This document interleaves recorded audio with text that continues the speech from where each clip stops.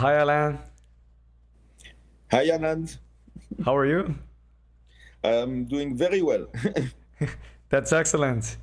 So, today my guest is Alain Hertz. He's professor at the Department of Mathematics and Industrial Engineering at Polytechnique Montréal.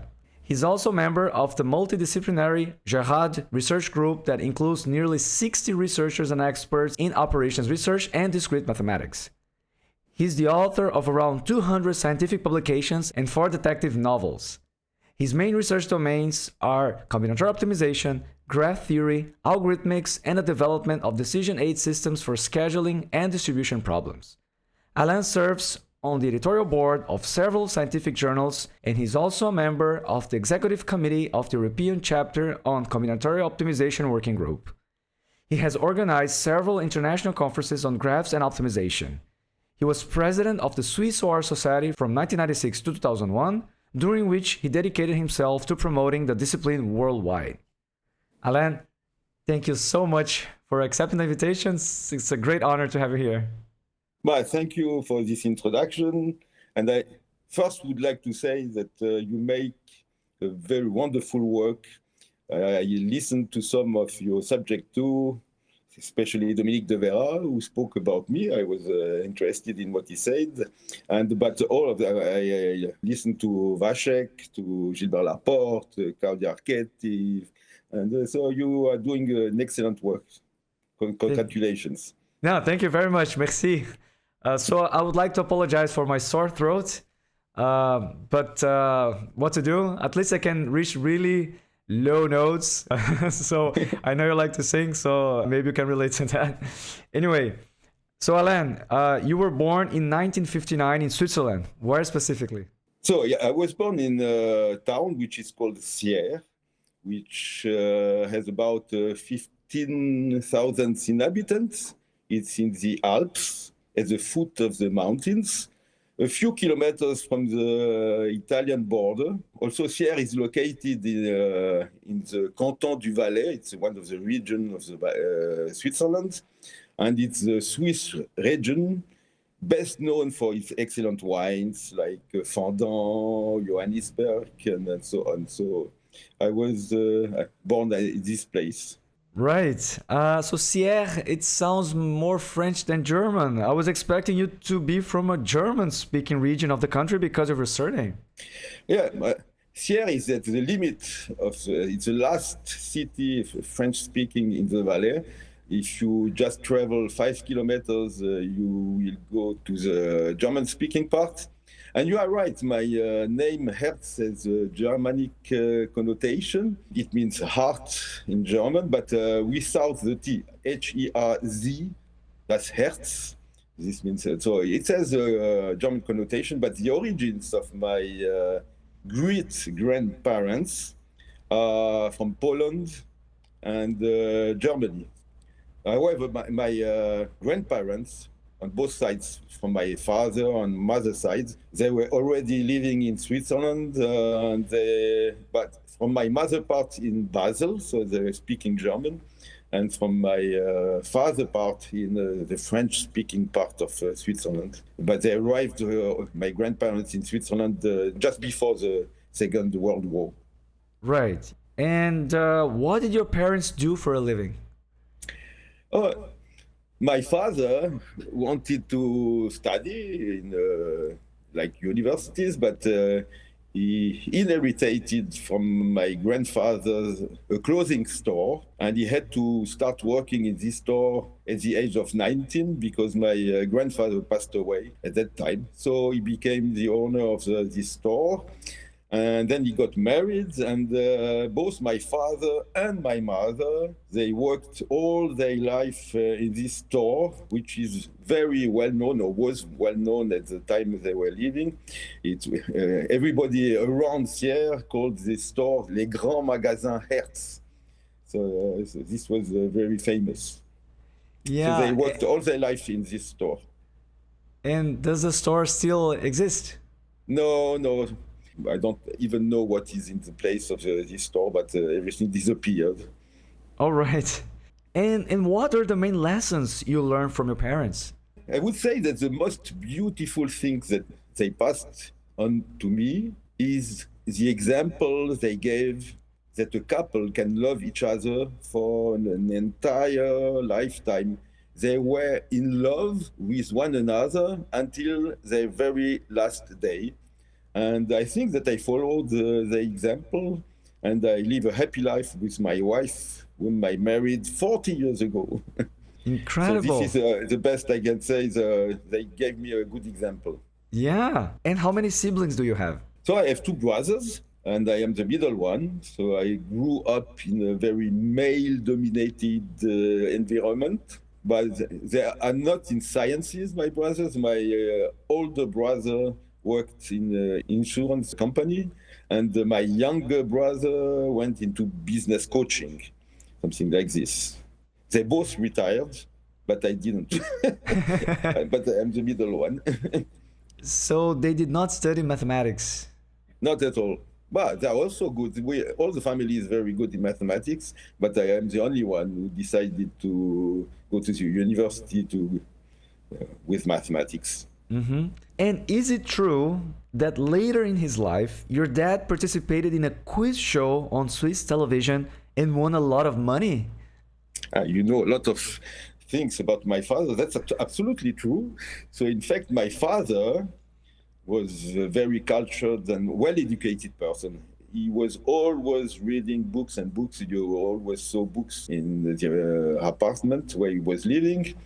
And when he was looking at quiz shows on the television, he knew the answers to all questions.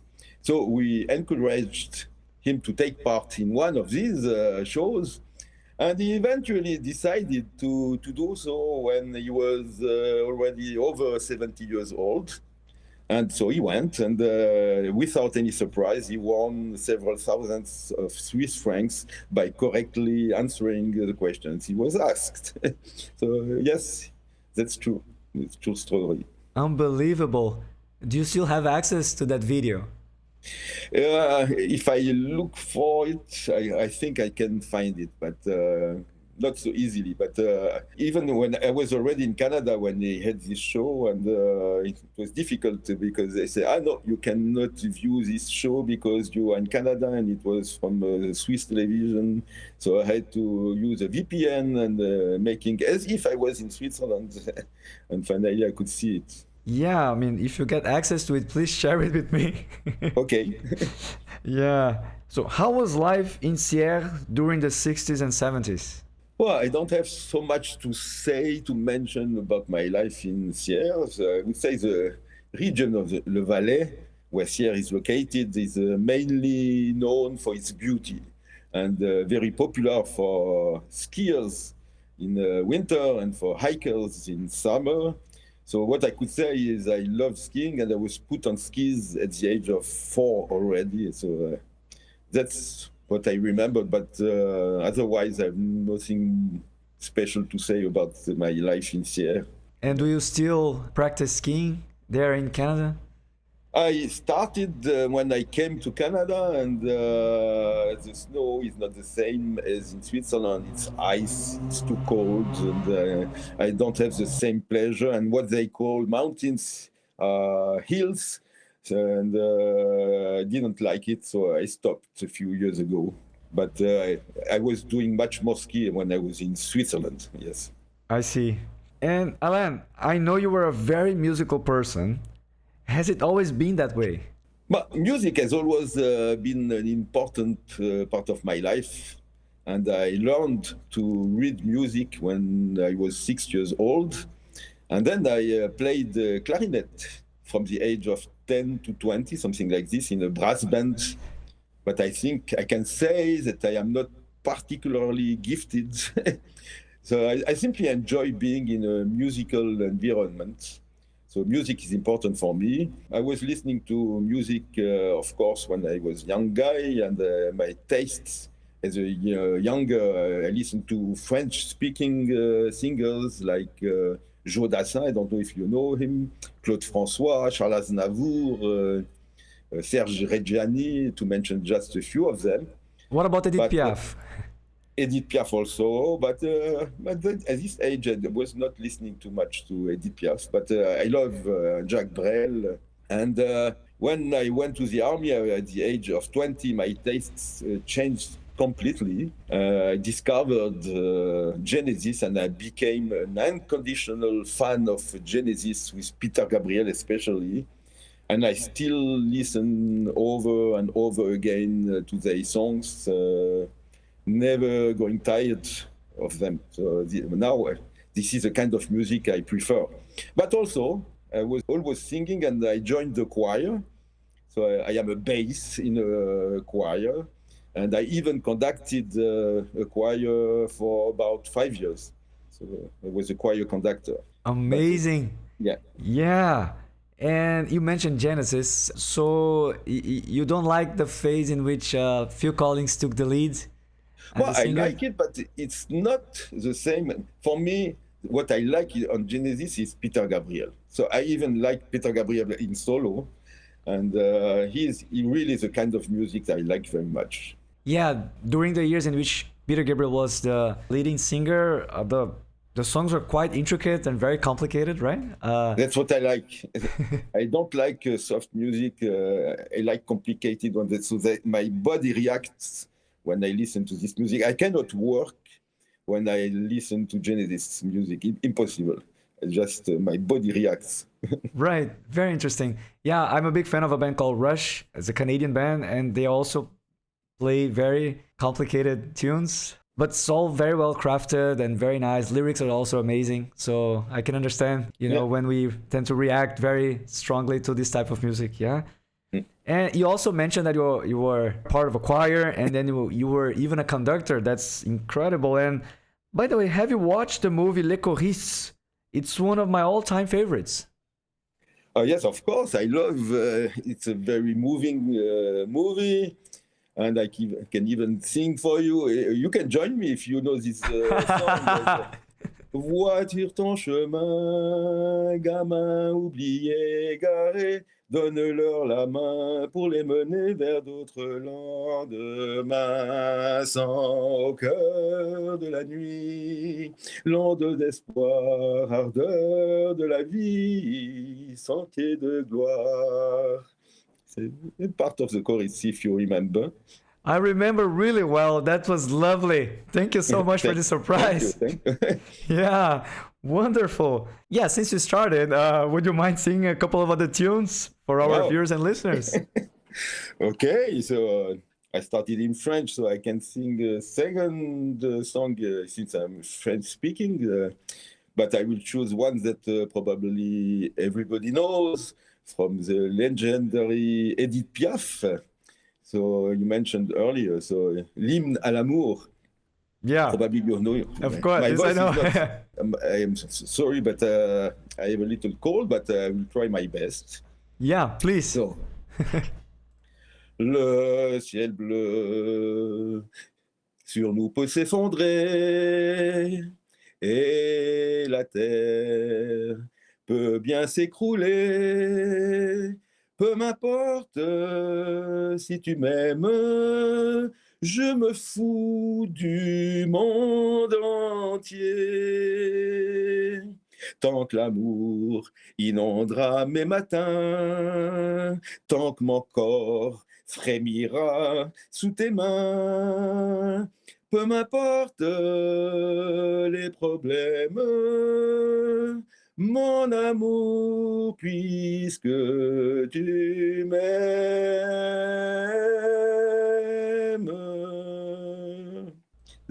Wonderful. Thank you so much. Really incredible. Yeah. And well, you sing 2 songs in French. Would you like to sing some other song in another language? No, in English I will not. I can sing in Hebrew, but I can sing a little bit in Hebrew if you want. Yeah, I want. Go ahead. Well, just a little piece in Hebrew. So it's a song that we sing when the Shabbat enters. So it's to welcome the Shabbat, the Saturday. So the song goes like this: Shalom Aleichem, Shalom Aleichem, Malachei Hasharet, Malachei Elyon, Mi Melech Malchei Amlachim, Akadosh, Akadosh Baruch Hu. It says, Shalom, peace, and let's enter into Shabbat. That's the words of the songs. Right, it sounded really good again. Well, Thank you. yeah, I really have the talent. Thank you so much, Alain. This was really a treat. Fantastic. I would keep on asking other songs, but I think I'm not going to annoy you anymore. And I know you later became an author of detective novels, and we will talk about it in more detail. But what did you enjoy reading and writing about when you were young? Oh, I was reading a lot, but my tastes were eclectic. I would say I was reading all kinds of books, but my favorite, my preference was on detective novels. So you see my mustache like Hercule Poirot. Yeah. And, so I read all of Agatha Christie's works and Miss Marple. And so I liked very much also Grisham. I like this kind of books. And yeah, this was... I have no special author that just Agatha Christie was special, but the others... I was reading a lot of different kind of books. I was not reading poetry at all, but I tried to write poems, especially for my first love, if I can call it like this, when I was 14 years old. And I was exchanging letters, sending letters with poems to my love at that time. And I can say that I was not very skilled in this area. I have more success with detective stories nowadays. But Yeah. that's it. I am writer of detective stories, and I am reading all kinds of books. My wife has always 10 books in the kitchen. That I can choose which one I want. She was working in a library. So we always have a lot of books in our home. Yeah, we also have a lot of books here. My wife is a bookworm. And do you have any of those poems that you wrote? I have kept all of them. Really? Yes, and I also wrote poems for my wife, but just perhaps 5. But I have 100 for this, my first love when I was 14. But I have kept all of them. Yeah, why don't you publish? I'm not very skilled. It's funny to read them now. Yeah. But maybe you can publish them. No, I will not. Yeah, poems from a young Alain in Switzerland, in love. Perhaps my children will find them once. Okay. Yeah, and did you enjoy going to school? Always. I loved a lot going to school. So I am not as many young students. School is starting again. So no, I loved going to school. I was always top of the class. And mathematics, which frightens most people, has always been like a game for me. And so I loved it. And my parents, not only they showed me what is to be a couple in love, but also they taught me how to manage my homeworks. So, and I did the same with my children, and I'm doing the same with my grandchildren. I tell them, you should first do your homeworks. And once you are finished, you can do whatever you want. And but first, do your homeworks. And so I learned from my parents that was important. And then when I was finished and I was playing with Legos or things like this. But yes, school was very easy for me. Like a game, not something terrible. Lucky you. Yeah. Right. It seems you started your teaching career at a very young age, right? Yes, that's true. I started when I was 15. In fact, it was my mathematical teacher. As usual, he would explain some new theory for half an hour.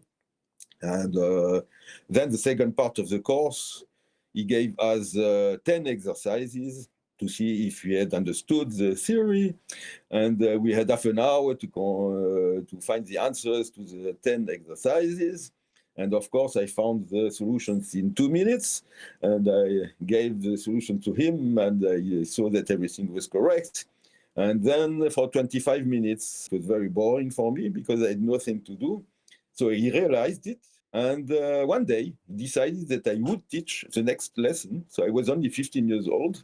He told me all the material that he was going to cover in a few days and asked me to teach in its place under his supervision. And that's what I did. And I think this was a turning point that started my interest in teaching. Very interesting. And were you afraid when you were assigned the task? I don't remember, but I don't think so. It was like an interesting experience. Because I am a very shy person, perhaps you don't see it, but no, teaching, it's as now I am a shy person, but speaking in front of 1,000 persons, that's not a problem for me. When you know what you want to speak about, that's okay. There's no stress. So I don't remember being stressed for this, and the teacher was there and helped me if I had problems. Right. But good experience. Yeah. And what makes you, let's say, less anxious? Speaking in public or singing in public? Singing alone, I would be very stressed because you never know if your voice will, if you are in a choir. So for example, as a bass, we are 3 basses. So if I want to rest for 5 seconds, I can, because the 2 others will go on singing. So singing in the choir is not especially stressing at all. And speaking in public, if I know what I want to speak about, it's not so stress. If I am not prepared, then it's a big stress. Yeah, I see what you mean. And talking about that teacher, were you in some sense one of his protégés? I would not say protégé. He liked very much the way I was behaving, and his name, by the way, is Paul Erdős. And so I have another story with him. So when I was also 15 years old, something, or perhaps 16, we had the first machines in the college, which were precursors of computers, not real computers, and they were coming to existence. And so we had one in this school, and my mathematical teacher, Paul Erdős, noticed my interest in these strange machines. And he didn't hesitate for a second to give me the keys of the room where this computer were placed. So it's a lot of money. So you can imagine at that time, first computers. And he trusted me. I was only 15 or 16 years old. And he encouraged me to go further, to test the machine, to do whatever I wanted. And I owe him a lot. So he was very, he had a big impact on me. And even when I was 50 years old, they organized a conference to celebrate my 50th birthday. It was Go 7, Graphs and Optimization number 7. And I made a point to invite this teacher, Paul Erdős, and he came, and I thanked him in front of everyone. I said, if I am a mathematician today, it's thanks to him. So I wanted to thank him publicly. That's but a very... protégé not, but he liked my way of behaving. Yeah, nice. So it was a very beautiful gesture, you know, paying tribute to a person that was fundamental in your life. And how was your experience during military service? Oh, I don't have so much to say on this subject. I always say that Switzerland would lose a war over a single unfastened button. I have always refused to be promoted to become officer or captain or something like this. I remained a simple soldier until I left to Canada around the age of 40. But I can tell you some anecdotes if you want. Of course I want. So, you have to go to the army until you are 40 years old. So every 2 years or 3 years, you have to go. So I was working in the office. And one day, a very high-ranking officer asked me to rewrite all his slides. PowerPoint was not existing at this point, so you had to handwriting the slides. So he came with the slides and he said, I have to rewrite all of them because they were in portrait format instead of landscape. And I just showed him that all he had to do was to turn the direction of the lamp of the projector and not to rewrite all the slides. Can just turn the lamp, and he left offended that a simple soldier had given him a lesson of humility. So they think that because you are a soldier, you are a stupid guy, but no. So I don't like the army. I try to avoid as much as possible. So that's not the best part of my life, I would say. All right. Do you want to share another story from the army? So the officer asked to go to the opposite side of a football field. And so I ran to the other side, and then he asked me to come back, and I didn't. And he was shouting, "Come back!" I didn't move. So he came to me. I told you to come back. I said, I didn't hear you. So you were not speaking loudly enough. So I was playing with them also. I knew all the rules, what they were allowed to do, what they were not allowed to do. If they went too far, so I was stopping them. I was not a stupid guy. So they left me as a soldier doing whatever I wanted. Yeah. Alain, you have a degree in mathematical engineering from EPFL. I suppose that pursuing a direction in math was an easy choice for you, right? As I said, I was very good always in mathematics, but I was also good. I loved building things. I was showing my skills with Legos, and I found myself pursuing architecture or mathematics. And ultimately, I chose mathematics, and so I studied from 79 to 83 at EPFL to become an engineer in mathematics. By the way, to be an engineer in mathematics doesn't exist in Canada. So you cannot be an engineer in mathematics, but it will not be the case anymore in 2 years because we finally got the approval to have a new program in Polytechnique Montréal, and the first students will start next year or perhaps in 2 years, and you can start studies to become engineer in mathematics in Canada also now. But in Switzerland, so this was possible, so to study mathematics, applied mathematics.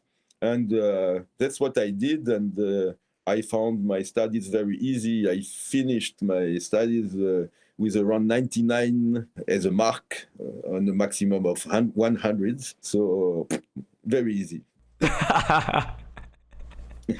Yeah, I just love the way that you admit that you were really good.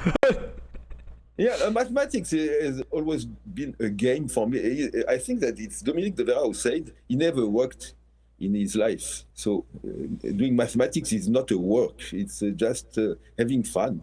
So that's what happened during my studies. Yeah, so you were the best student at EPFL at a time, literally. Yes. In fact, I won the Domer Prize, which is the prize for the best student at EPFL this year, across all fields, not only mathematics, so I was the best one.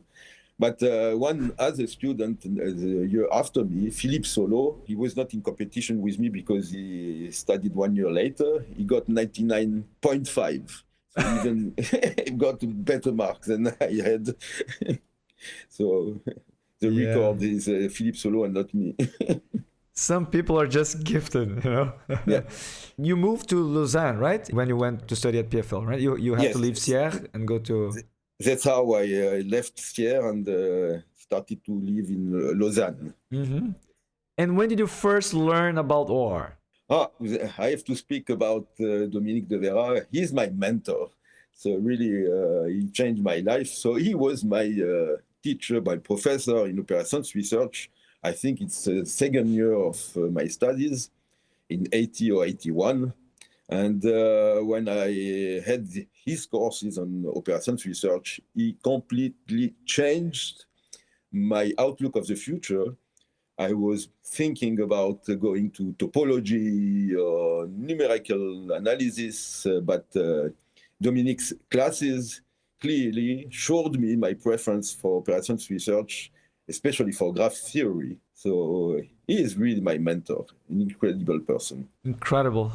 You had that teacher in school, then Dominique at EPFL, that kind of shaped your future. Yeah, both of them, yes, exactly. Paul Erdős from this school when I was from 15 to 19, something like this. And then at EPFL, Dominique was my next mentor. Yeah. You took a graph theory course with him later too, right? Yes.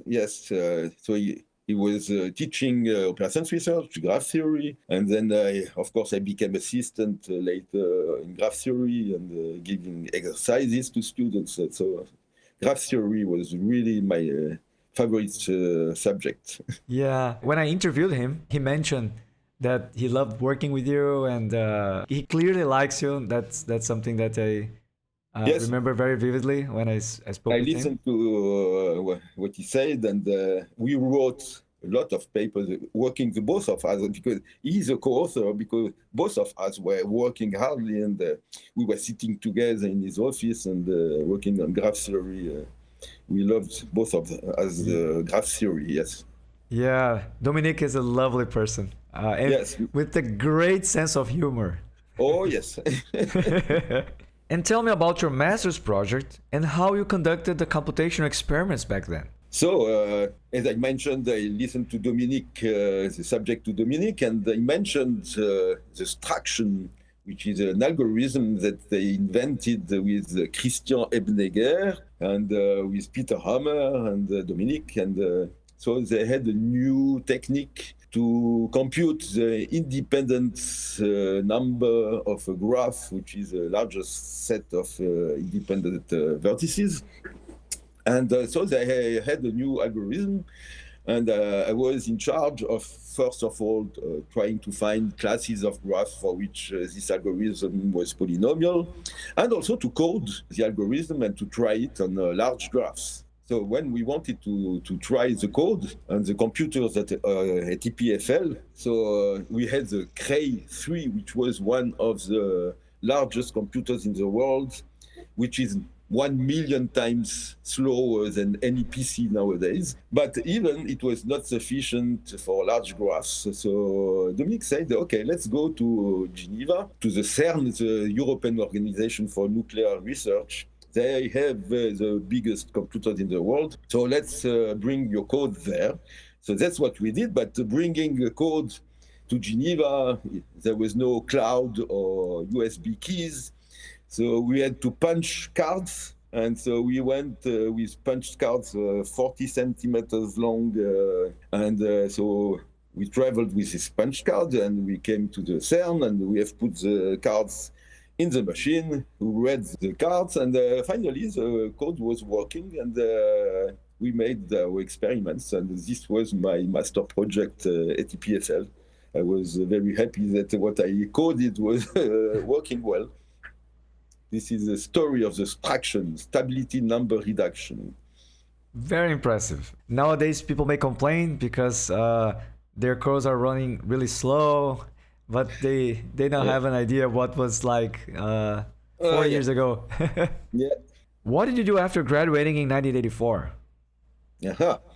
I have to speak about my experience in the army. So, they wanted every year to force me to become an officer, and I said no, I have exams, I cannot. So then they said, when you finish your diploma, you have to go. You have to sign and to go. So I signed, but I decided to leave Switzerland. So I received from the Swiss National Science Foundation a fellowship to conduct research for 2 years at the place of my choice. So I decided to choose Jerusalem because one professor was visiting EPFL at that time, Charles Tapiero, and he said, yes, you can come to my place. So I decided to go to Jerusalem, and then I worked at the Hebrew University of Jerusalem at the Management Science Department from 84 to 85. But I didn't work with Charles Tapiero, who was the person who invited me because he was not working at all in OR. And I was working with Dominique, and with whom I maintained the correspondence by mail, not email, because email didn't exist at all. So I had to send letters with my ideas. He was sending letters back with his ideas, and that's the way we were working together. So that was 2 years of my life in Jerusalem. And just before starting my research, I decided to study Hebrew. So I went in a school in Jerusalem to learn Hebrew. Was it difficult for you to learn? I would say no. I don't think that I'm especially skilled in languages, but even if I speak 5 of them, but I learned Hebrew in 4 months. And I started as a real beginner. The only thing that I was able to do was to read Hebrew. So, but I didn't, I was just saying hello, goodbye, and that's it. So in 4 months, I was reading newspapers. I was able to have a conversation in Hebrew with any Israeli person. So it was very easy for me to study this language. And just as an anecdote, when I came back to Switzerland, Dominique had a book written by somebody from Israel, Marty Golumbik, a leading figure in graph theory. He's from the University of Haifa. And he wrote a book on graph theory and perfect graphs. And so this book was in the office of Dominique, and he was always curious to understand what was in the first page because there were some words in Hebrew. So he gave it to me when I turned back from Israel. So I was able to translate what was written. It was just a dedication to Marty Golumbik's parents, so to his wife or his family, I don't remember exactly, but just I could show to Dominique that Hebrew was easy for me now. Yeah, and it's incredible because he was having that for a while and curious to know what was the meaning of what was written. And nowadays you can just take a photo, upload on the internet, and then get a translation. It's but it was just a dedication. Yeah, I know, but still, just for the youngsters to have an idea of even the simplest things could take a while for you to resolve. As I said, the exchange was by mail. And not I know. Email in the 80s was not existing at all. Yeah, and you have to really think through each letter because you want to make the best of that communication, if you will. So if we wanted to write a paper with a graph, we had to draw the graph by hand. There was no computer to draw the graph. So my first papers have graphs which were drawn by hand. Yeah, incredible. Yes. And I know you speak French, English, Hebrew, and what are the 2 other languages that you know? German, because we have in Switzerland to learn German and French, and then you can choose a 3rd language. And but I also know Italian because I had a person taking care of me when I was in the young age, and she was working at our home, and she was an Italian person. So I never studied Italian, but I heard so much Italian. Posso parlare italiano che mi piace molto. Bravo! You met the love of your life in Jerusalem. How did this happen? So when I was in Jerusalem, in addition to my scientific research, I decided to learn more about Judaism because I am a Jew. And so I began taking courses on the subject. So it was in one of these classes on Judaism that a beautiful young woman caught my eye. And we quickly realized that we were meant for each other. And as I said earlier, she is my partner for 40 years now. So we met in Jerusalem. Yeah, she's a French lady from Bordeaux. Correct? Yes, she's from Bordeaux, but she was born in Algeria, in Constantine. And after the war of Algeria, la guerre d'Algérie, she came to France with a family. So she was just born in Algeria and then spent her young age at Bordeaux, yes. And then she left for Israel and we met them there. We fell in love, and she followed me to Switzerland back. And is it true that the people that witnessed your first interactions told that you guys were going to get married or something? After one day, the first day after the class, we went all to drink something at some bar, and suddenly all people disappeared for us. So we were just the two of us, even if there were 40 persons around us. When we were going out, they said, these two, they will get married. First day. It was clear for everybody that we were meant one for each other, yes. Yeah, so it was love at first sight, and exactly. Everything was meant to be. For 40 years, still happy, yeah. Yeah, fantastic. Congratulations Thank you. on this longevity. I Very am nice. the example of my parents. Yeah, wonderful.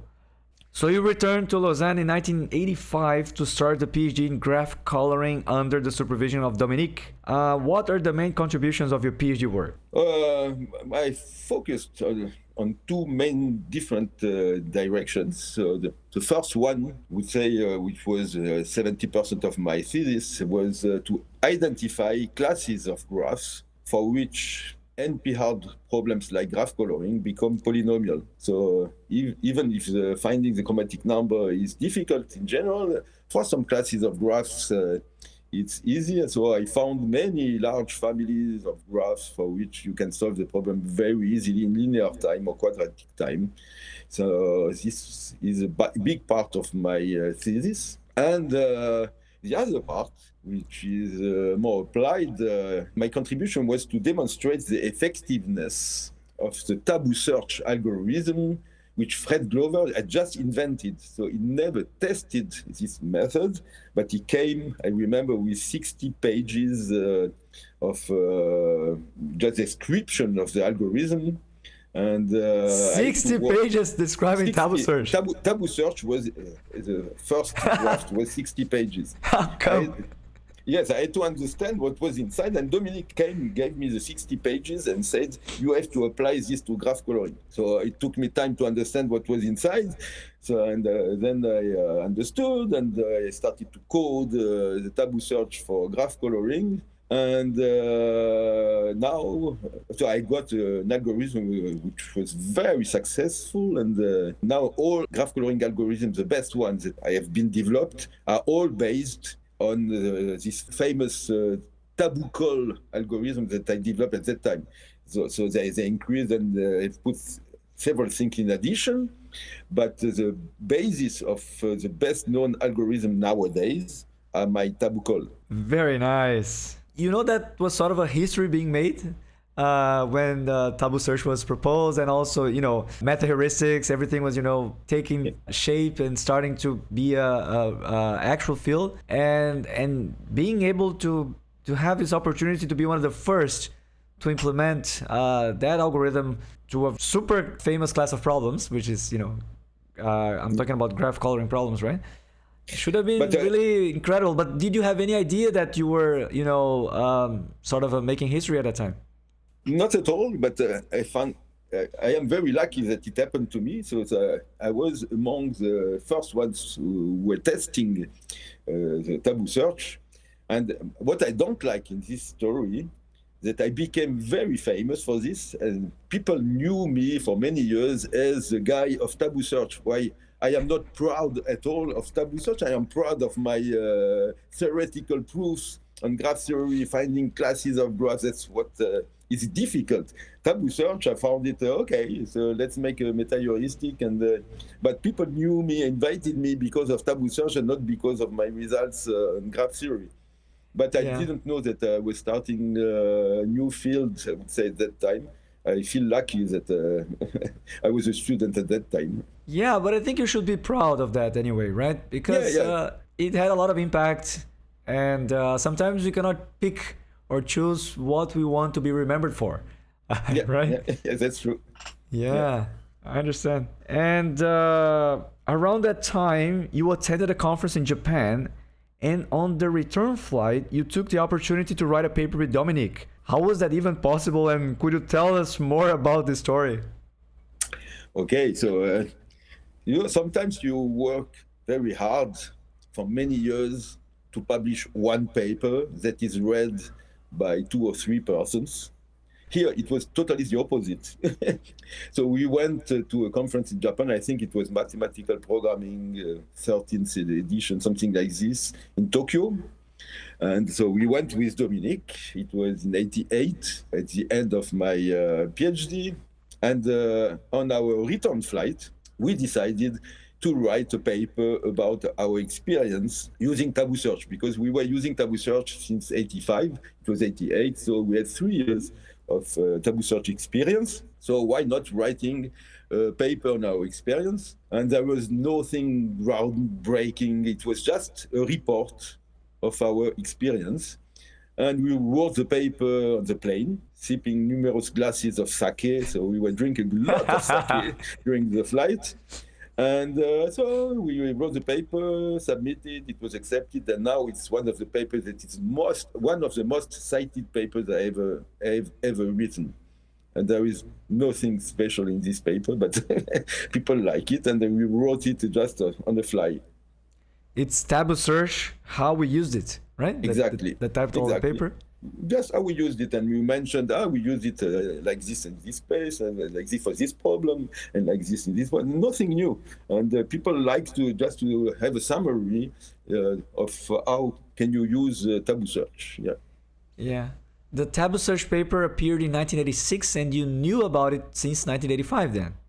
Yes, so I received 60 pages from Fred Glover in 85, probably, and then I tried the method, and we published in 86, and we started to publish several papers on being the first to implement a Tabu Search for a difficult problem, and always beating every other algorithm. So Tabu Search was very successful. Yeah. See, that's why I should be proud of it. yeah, right. Yeah. And you have an interesting anecdote from the late 1980s involving Paul Erdős. Would you mind sharing it? Oh, yes. I remember this time. Since I was a young researcher, I attended what is called the Aridam workshop at Rutgers University, organized by Peter Hammer for young researchers. And one of the invited speakers was Robert Tarjan. I think you pronounce well his name. And he was speaking about trees, balanced trees, I don't remember what. And in the front row of the audience was Paul Erdős. And he appeared to be sleeping during the presentation. His head was resting on his arm.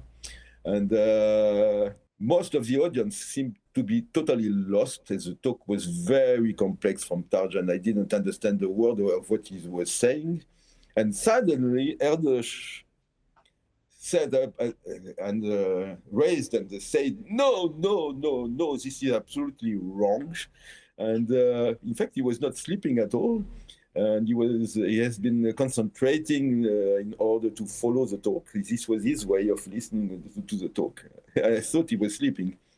And then we had lunch, all these young researchers all together, and Erdős went from table to table and gave an open problem to everyone. And he said, if you can solve this, this is $1,000, this one is $500. He gave to everybody one problem to solve. So this was Paul Erdős. This is the only time in my life I met him. That's an incredible story. And I mean, he was offering money, or someone else will pay if the person will be able to solve the problem? He had several conjectures, and he always said, if you can solve it, I give $1,000. Some have been able to find proofs, and he gave the check, and nobody took the money. It's like painting in your salon. They put a framework around, didn't take the money. Just, I got money from Erdős. Wow. So he never had to pay anybody. Yeah, but that's also very, very interesting. I mean, they took it as a souvenir, and they're more interested in that than the money itself. Yeah. If you are able to solve a problem that that was mentioned by Erdős, that's something not so many were able to do it. Yeah. And how did you end up in Montreal for a 2-year postdoc, also in the late 1980s? So, as I mentioned earlier, so I went to Tokyo, Japan, to the math programming conference, and one of the mornings, I had breakfast with Dominique de Werra, who was with me. It was in '88. And he invited a professor from Montreal, Jacques Ferland, to join the table.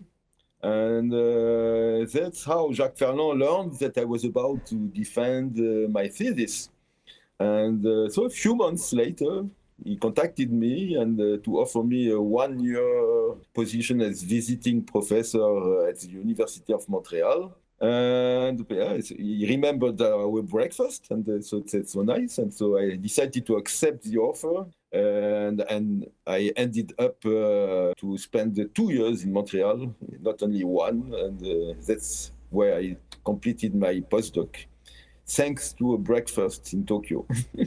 That's amazing, right? I mean, you go to the other side of the world, and suddenly to meet somebody, and boom. Yeah. Yeah.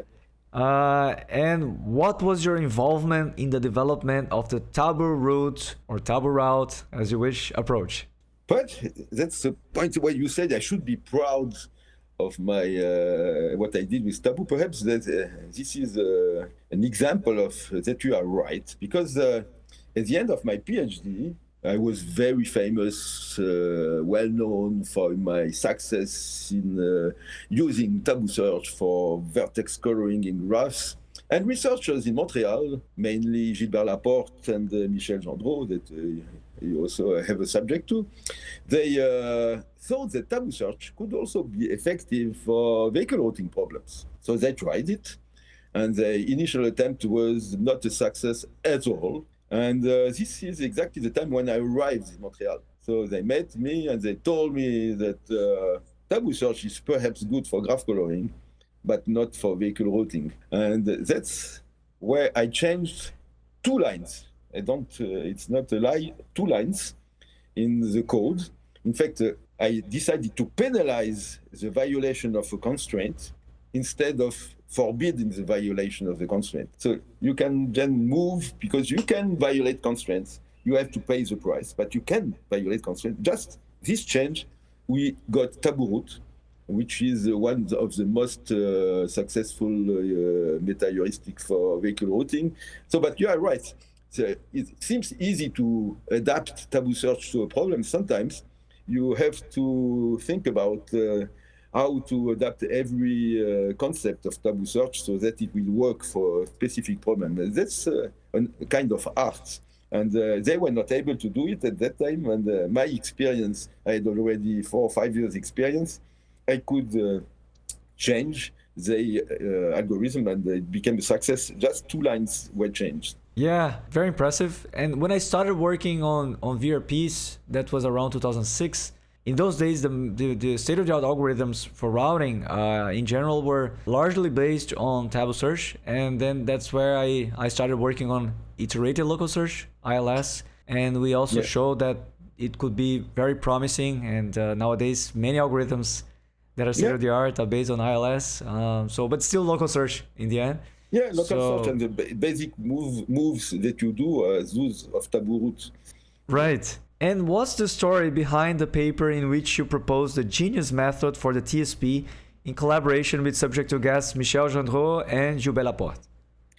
Oh, so we had a very nice project. So we invented the genius, which is an insertion technique for a traveling salesman problem. We were very proud of our result. We submitted it to Operations Research, and we received 3 negative reports. Gilbert Laporte, who was one of the co-authors with also Michel Gendreau. So Gilbert Laporte knew the editor, and he immediately contacted the editor-in-chief and explained that the referees had not fully understood the importance of the concepts that were in this paper. And he managed to convince the editor, who decided to override the negative reviews and accept our article. So it was published, and today it is very frequently cited as one of the best insertion techniques for traveling salesman problem. Yeah. So, but he had to convince the editor, and who had to go above the 3 negative reports, and the paper was accepted. That's very interesting. Thanks to Gilbert. Gilbert was very useful at that time. Yeah, this story is incredible. I mean, to convince the editor to overrule the recommendation of 3 reviewers, Yeah, it's not easy. Yeah. And what makes Genius really a special method? yeah.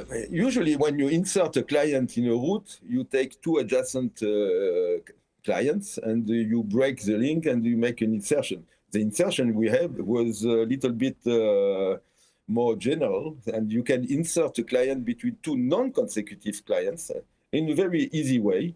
So it gives you more opportunities to add a client, and so you get better routes. That's it. It's just not this. It has a special case, usual insertion between consecutive clients, but you can also have an insertion between non-consecutive clients. Yeah. The Jenny approach was there, then it became Jenny Genius. was for generalized insertion, and then the US was for unstringing stringing. So like a ring of pearls, if you want to remove a client, it's unstringing, and to add one, it's stringing. So we said once you have a tour, you remove a client, and then you add it back, and perhaps you can improve because the insertion will do something else. And this was like a 2-opt optimization after the generalized insertion. So we spent half a day to find the name Genius. So, but who came with the name exactly?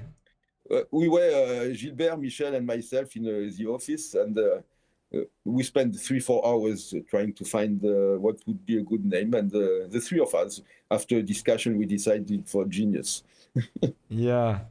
And Michel was telling me about literally doing cut and paste when writing papers with Gilbert. What are your recollections from those days? Wow, writing a paper with Gilbert is something incredible. So if you have a paper to write with Gilbert, so we would sit in Gilbert's office early in the morning, let's say 8:30. He would take a pad of paper and start a draft of the paper with a title, name of the authors, affiliations, abstract.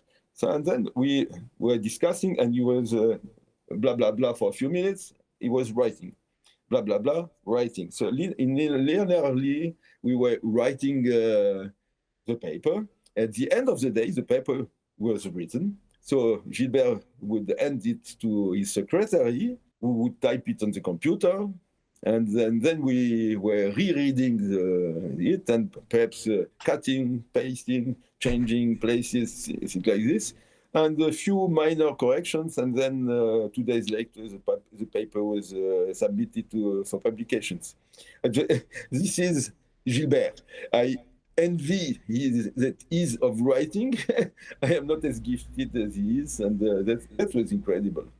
Yeah, he is a really gifted person. Cut paste. Once the secretary printed, so he cut it and put another place.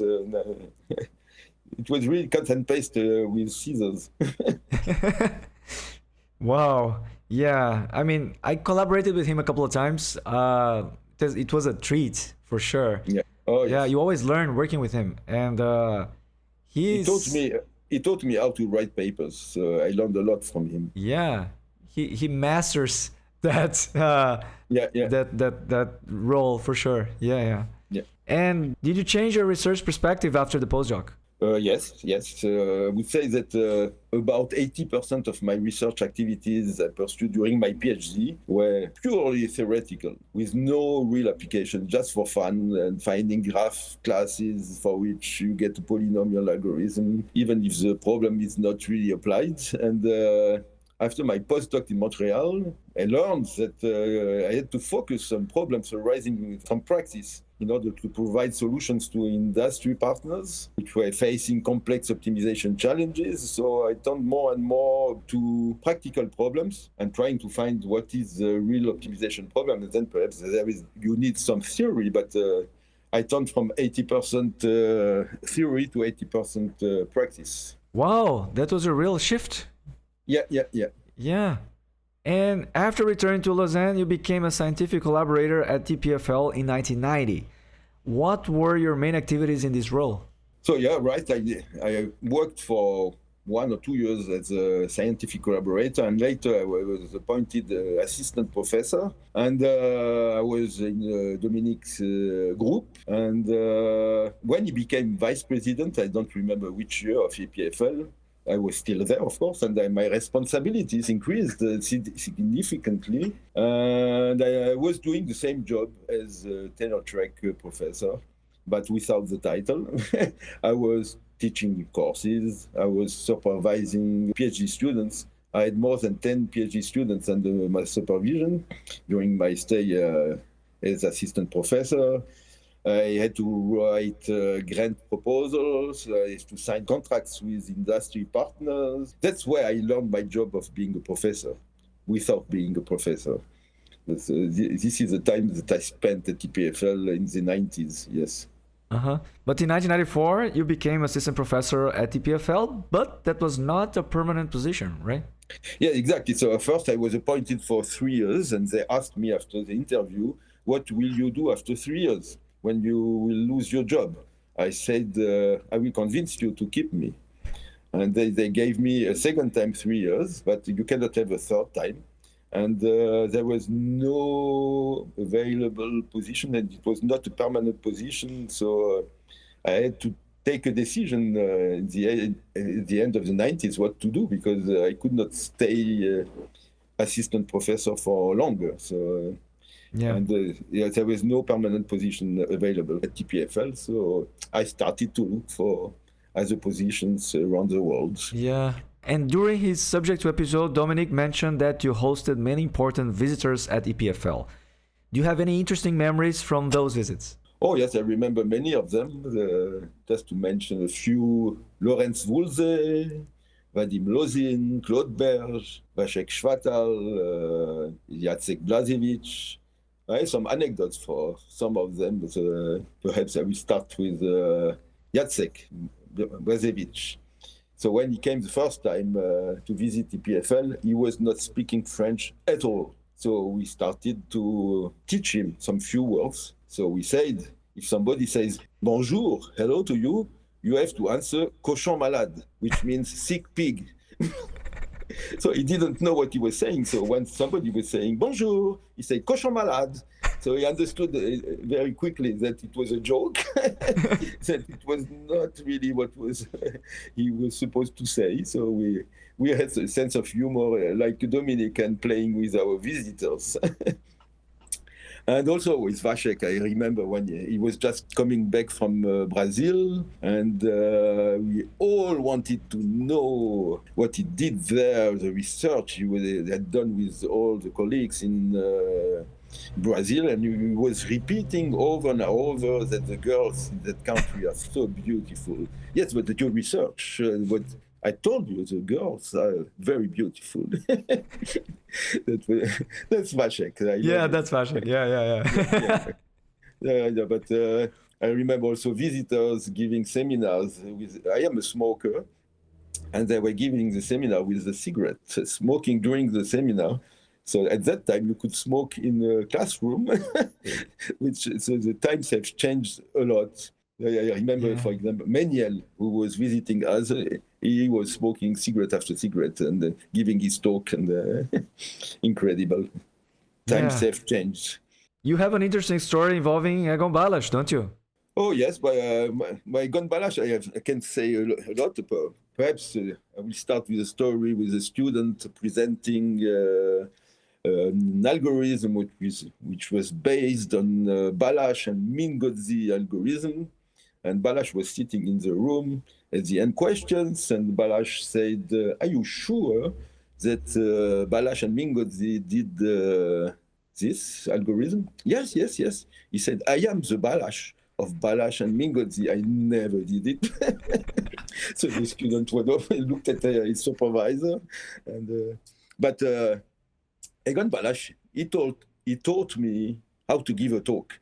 So I remember we had only, as now, 20 minutes to give a presentation, to present your research. So we all tried to say as much as possible, speaking quickly, describing every step of the research that we did until we got the results that we are presenting. And Balas was not a plenary speaker. He also gave a speech of 20 minutes. And I learned from him that you can speak slowly, just go to the essential, making sure that the audience understands what you are saying, and then the details they can read in the papers that will be published. So don't hurry, be sure that they understand what you say, just go to the essentials. This is what I learned from Egon Balas. Very nice. You really had good role models, Dominique, yes. Gilbert, and Egon Balas, yes. and not to mention your teacher. Incredible persons. Yeah. Yeah.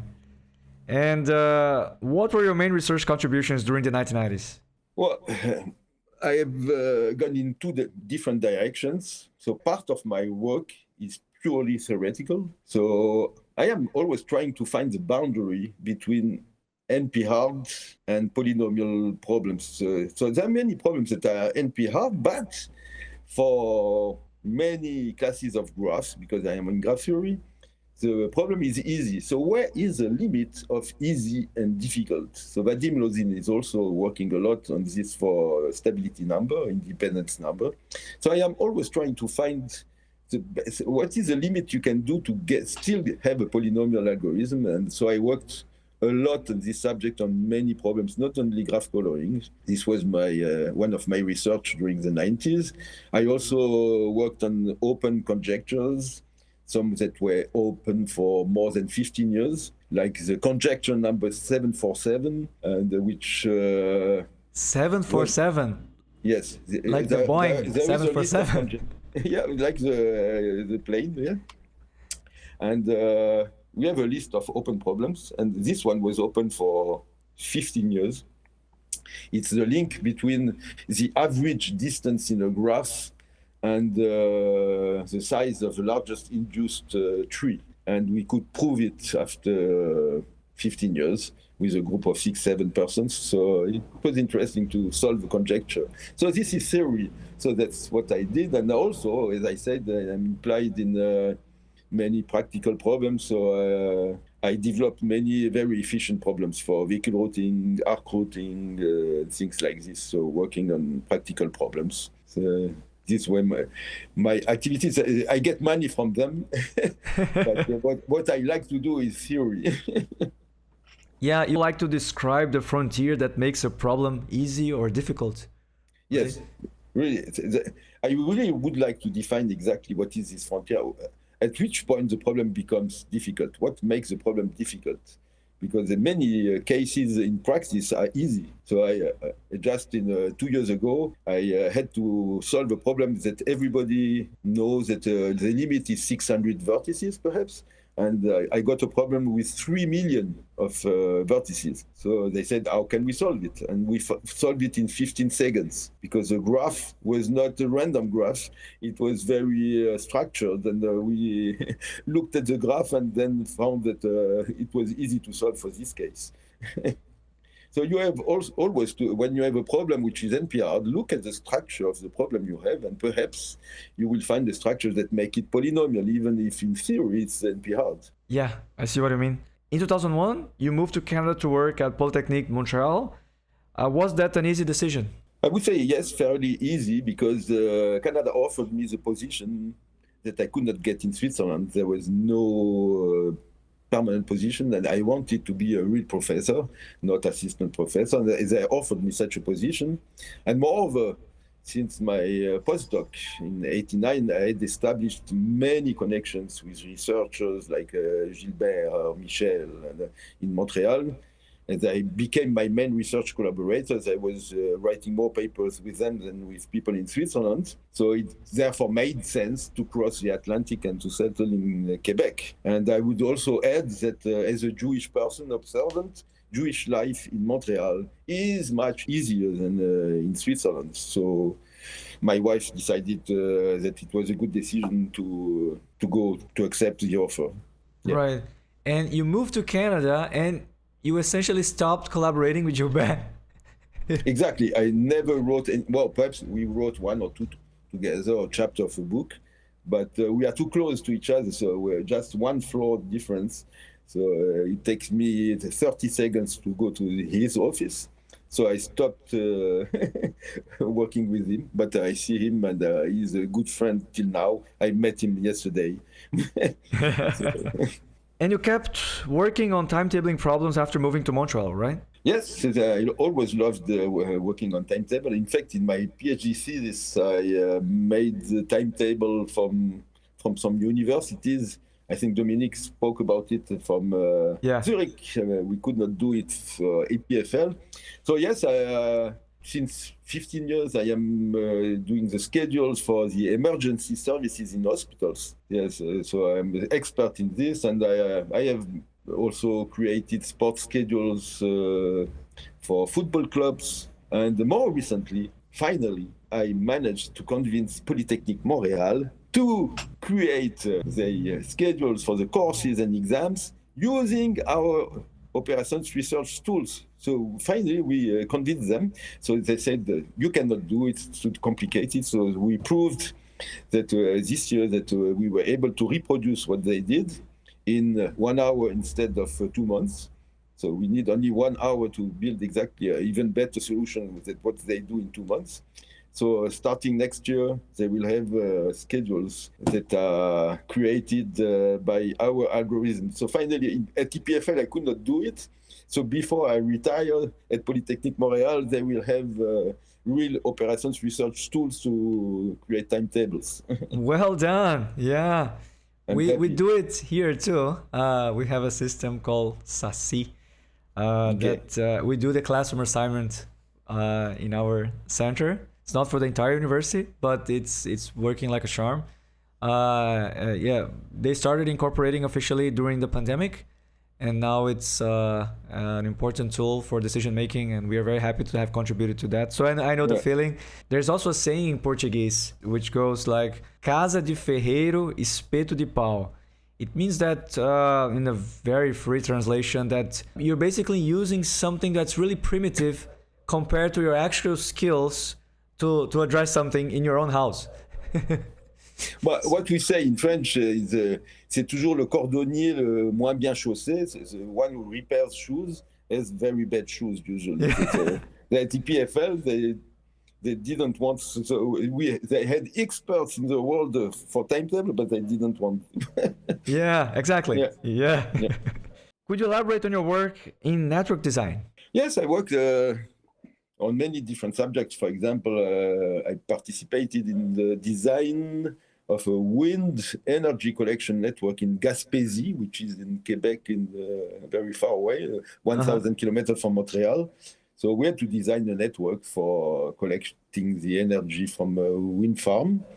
And I am currently working a lot on the design of telecommunication networks to maintain communication when networks are disrupted because of, let's say, natural disasters and things like this. So you come and there is no more telecommunication. So you have to create something, and it's moving and dynamic. And I have 2 students who works on this network design problem. And any of these have been deployed in practice? Yes.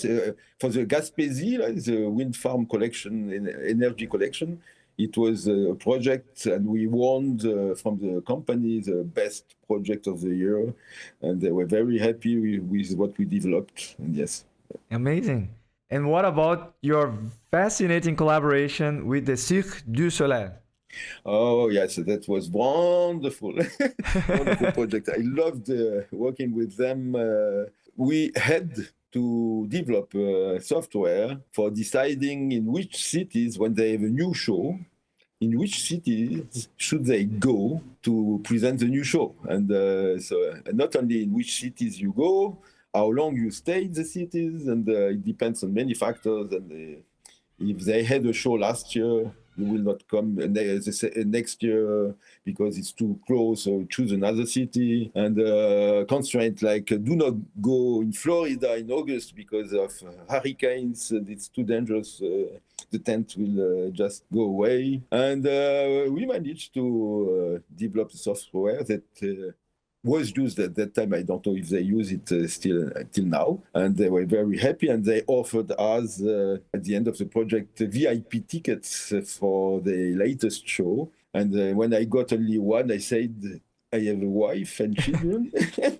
And they gave me free tickets for my wife and my children as well. So that was very nice. I love this time. They're very nice persons. And nice project. Right. I mean, you also put that in practice, and you got some interesting recognition for that through VIP entrance and so on. When you see people that are happy with what you develop, because they don't know at all how to do it, and you bring mathematical tools, and you see in their eyes, wow, that's a miracle, that's incredible. I love it. That's very satisfying feeling. Yeah, yes, very nice. Exactly. Yeah, and you conducted very interesting research on recommendation systems using the theory of resolving sets in graphs. Could you explain how this works? Okay, so without entering too much into details, I would say the resolving sets show you that only a small amount of information is needed to get some accurate picture of a situation. For example, if you have a robot which is moving in a room, it can be many different places. So it's moving, it's infinite the number of different places it can be. You need only 3 distance sensors that give you the distance to this robot, and you know exactly where the robot is. So 3 distances, you know where the robot is. As for the recommender systems, it's the same. So there are millions of movies, of restaurants, or of books. And when somebody rates one of these items, it's like giving a distance, how distance you are from the items, because the rating you liked it or didn't like it. So it's usually sufficient to get 5 to 10 ratings to know exactly the preferences of somebody about 1 million of different items. That's what we implemented. It was theory up to now, but in Haifa, in Israel, we are implementing on the iPhone an app that for choosing your restaurant based on what we did, and it seems that it will work. But really, we have shown that even if there are millions of possibilities of restaurants, you can know the preferences of somebody. If he's telling the truth in his rating, you know exactly his preferences with less than 10 ratings. Wow, extremely useful. And it's very nice to see when you have this underlying mathematical theory helping this type of tools to perform well in practice, and this is great. And you recently found what you consider to be the most important result of your career, and it is related to chemistry. My parents are chemists. I mean, my dad was a chemist, my mom is a chemist, and I have a periodic table in front of me here. What is it about? First of all, one of my daughters is a chemist also. Okay. And one of my colleagues that Dominique spoke about, Pierre Hansen, his background was chemistry also. And I started to be involved in chemistry thanks to Pierre Hansen. And so we were looking at molecules as graphs. So the atoms as the vertices and the bounds the edges. So you can look at the molecules as graphs. So chemists, they like to define functions. I don't understand anything, but when you give them a molecule, they can give you the value of the molecule that depends on the function that they decide to define. So they usually, and it's more than 40 years that they are doing the same game, they define a new function because they think this is precisely the value of molecule, a new function better than the previous one. And they are looking for a molecule with a given number of atoms, a given number of bonds, with the best possible value considering the function. And you have many papers on finding the best molecule depending on the function they have developed. And we have shown that no matter the function you decide to use, even one that is not existing yet, whatever the function, if you give me a number of atoms you want and the number of bonds, there are only 12 candidates to be the optimal molecule. I just have to compute the value of your function for the 12 molecules, and I will tell you which one is the best. Even if you want 1,000 atoms, there are only 12 molecules. That, in fact, it's a polyhedral description of all the space of molecular graphs. And the endpoints of this polyhedra as the only possibilities to be the optimal molecules, and we have shown that you have only 12 of them at most, sometimes even less. So it's incredible. I would not have bet 1 cent on this result. So we have even implemented a website. So chemists, they can go, say, I would like a molecule with, let's say, 15 atoms and 27 bonds. And this is my function, and boom, I will show you the best molecule. So it's very easy. We just have to compute 12 values and look at what is the best one, and we draw the molecule, and that's it. Wow. It's incredible. So we wrote a paper first for mathematicians, because there is a polyhedral description of molecular graphs, and this is mathematics. And then we wrote a paper for chemists. So we're not giving the details of the mathematics, just telling them, you want to know what is the best molecule, so here is the way you should do it. And we hope that they will like it, that we can put to the garbage 40 years of research. We have taken 10 papers as an example, showing that what they proved in 20 pages, we can prove it in 5 lines. Wow. I mean, at this stage of your career and still being able to discover such an important result, it should be really incredible. So, I would not have bet 1 cent on this result. That I would have thought that the number of extreme points of this polyhedra would increase linearly with the number of atoms. No, whatever the size of the molecule you want, there are only 12 possibilities. Yeah. I wish I can have a similar feeling later in my career too. Yeah. Yeah. And now let's talk about your detective novels based on graph theory. This is something completely out of the box. What motivated you to take this fascinating initiative? Perhaps I should put my head like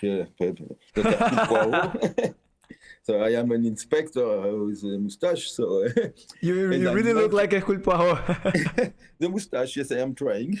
Yeah. So as I mentioned, I always loved detective stories and Agatha Christie. And I discovered when I was a student that Claude Berge wrote the story of Who Killed the Duke of Densmore. Perhaps you heard about it? Yeah. In which a murderer of a crime can be discovered using interval graph theory. And as part of my graph theory teaching, I decided at the start of each semester to give to my student a puzzle to solve. And one solution could be found using graph theory, of course. And I began with the story of Who Killed the Duke of Densmore. And then I invented other stories, and a new one. And many years I had several stories.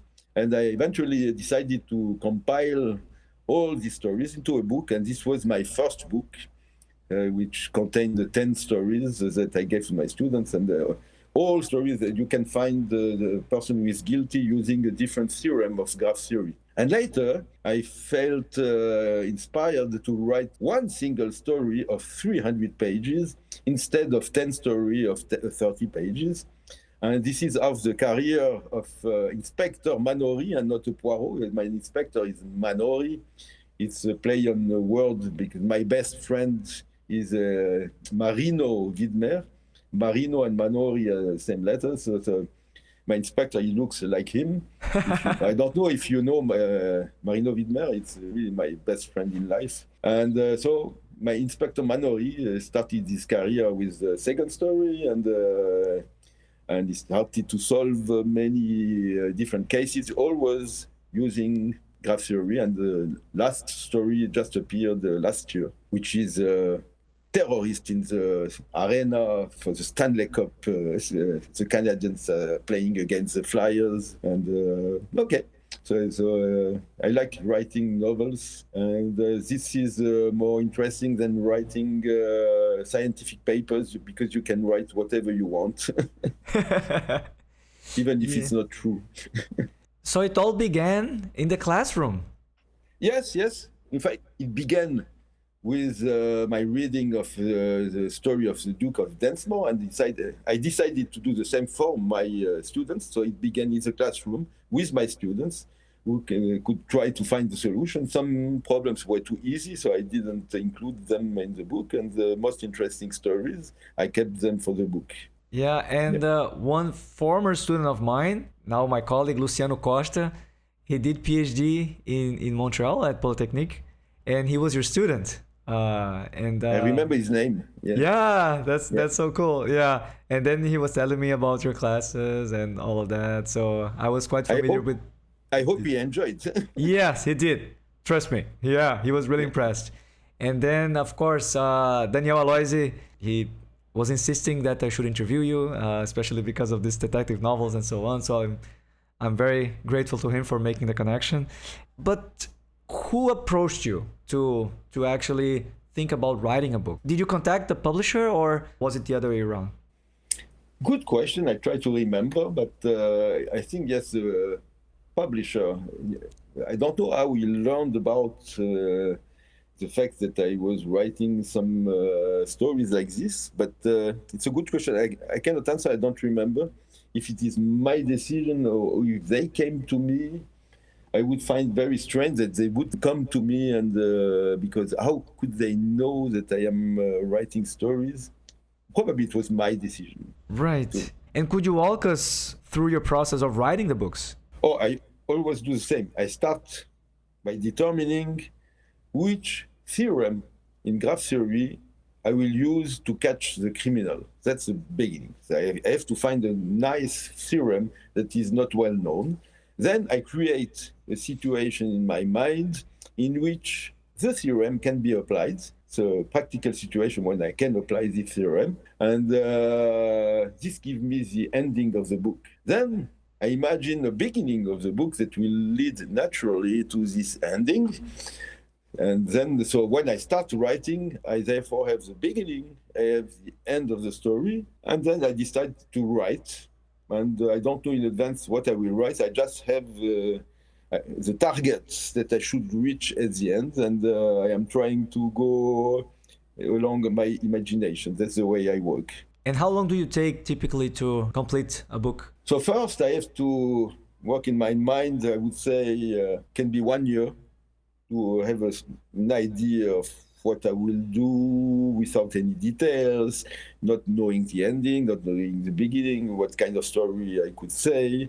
And when I decide to start writing, so I am ready in my mind, it takes me usually 4 or 5 months to have the first draft. I don't try to be perfect in French, and then I use 2 additional months just to polish and to write it with a better French. And so the complete process, when I start writing, I would say 1 year, and plus 1 year in my mind, preparing myself. But do you write it on your spare time?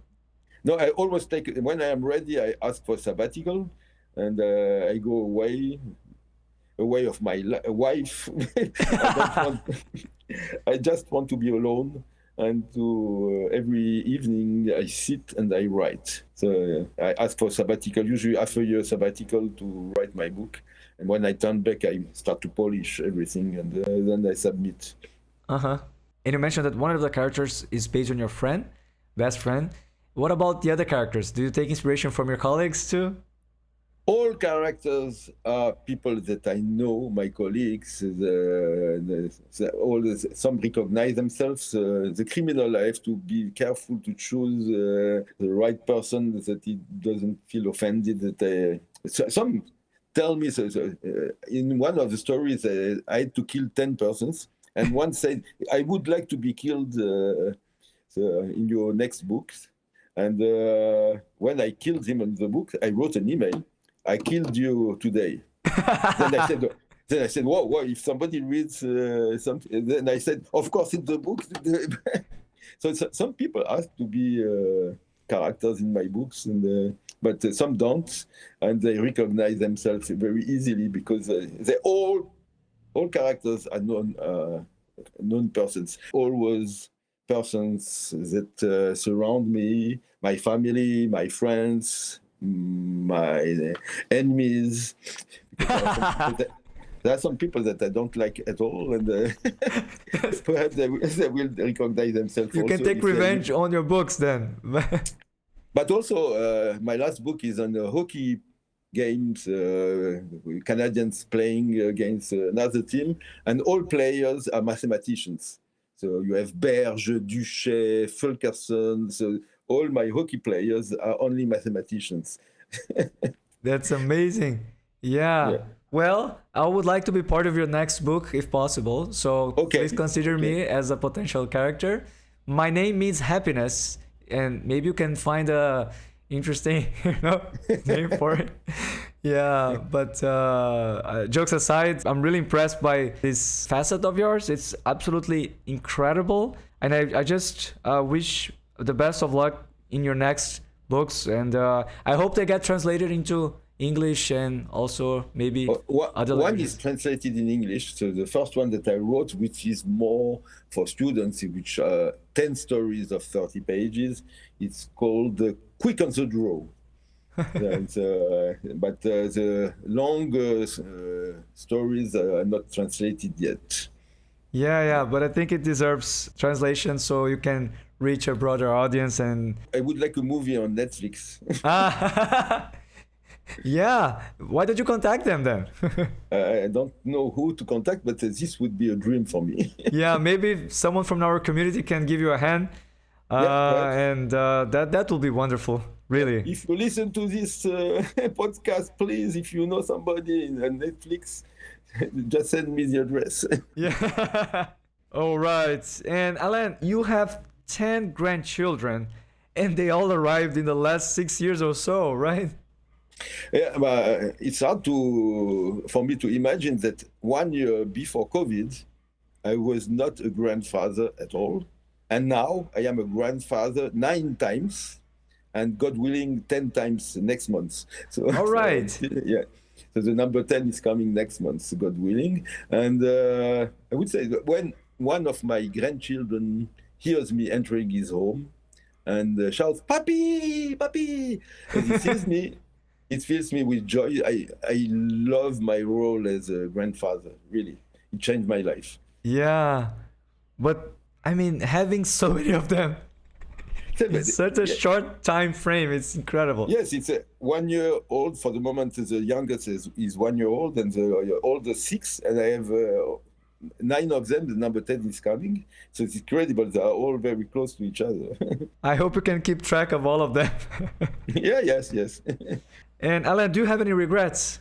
Well, I would say not really regrets, but I could say that if I had the opportunity to start my studies over again, I would probably choose criminology. Wow. It fascinates me. So I would study criminology. I like this. In fact, my dream is coming a little bit to reality. So I just began a collaboration with the School of Criminology in Montreal. And we got money also from the National Institute of Criminology and Criminalistics in Brussels. So we got money from the government and we work with them. And my best dream is to solve a cold case using graph theory. This would be for me a real going from fiction to reality and solve a cold case. And now I have a real project with money from the government to work with this Institute of Criminology. Fascinating. And it will all come full circle if you're able to do that. Exactly. I mean, if you can do something like that, wow, that's a big wow. Yeah. And in addition to this, what do you have in mind for the future? Nothing special, I would say. Finding joy in my work. As Dominique de Werra said, I am not working. I have fun in working. So finding joy in my work and mostly to cherish the beautiful moments with my wife, my children, and my grandchildren. That's what I want for the future, to be happy with my family and having fun in working. And Alain, would you like to take this opportunity to share a final word with our young viewers and listeners? Okay, I can perhaps give the recipe for happy life. If they are young, they have time to have a long, happy life, is to find a job, a work that you don't feel you work. Like Dominique said, if you don't have the feeling of working, just having fun in what he's doing, just try to find the right field that you like and go this field, and to look forward every morning to the challenges that you will face, not being afraid. Yeah, new challenges today, what will it be? And that's the way you should behave, and to have a happy life, and to stay young in your heart. If you are 20 years old or 80 years old, your heart should be always young. Stay young. That's what I would give as suggestion. Yeah, that's a very nice message. Alain, it was wonderful talking to you. You were a fascinating character. Yeah. You are wonderful. Yeah, I mean, there's so many things that one can tell about you, and all these different angles that you have taken in your life. It's just, incredible. So thank you very much for your time. What you are doing is also incredible. So I tell you, congratulations really for what you are doing. You are a very nice person. I hope we will meet once in not only facing a computer, but in reality. Absolutely. And if you are interested in visiting Brazil, just let me know. Maybe Yeah, we can. Why not? I was once in Brazil with Jaime Svackfitter that you interviewed also, and I love the country, so I definitely have to come back. Yeah, Jaime is an incredible person. I'm a big fan of his work and everything that he did for our community. So Jaime is a great guy in graph theory, as you know. But anyway, I wish the best of luck in your future endeavors, and take care of your health and stay happy like this. It's a real source of inspiration to all of us. Thank you very much. Thank you very much, Alain, and go on with your interviews. You are a perfect guy for this. Congratulations to you. Thanks. Merci. All right. Bye. Have fun. Bye. Ciao, Alain. Bye. Ciao.